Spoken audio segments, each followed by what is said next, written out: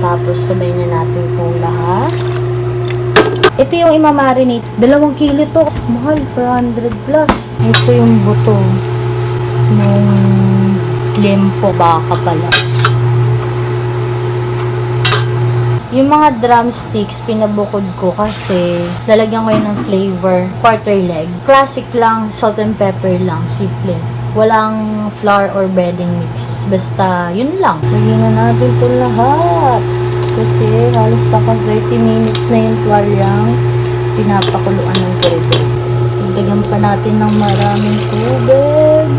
Tusok-tusokin natin. Ngayon ako pa ito tinusok. Pinutusok ko lang ulit. Para lang ipakita sa video. Asin, ito. Pepper.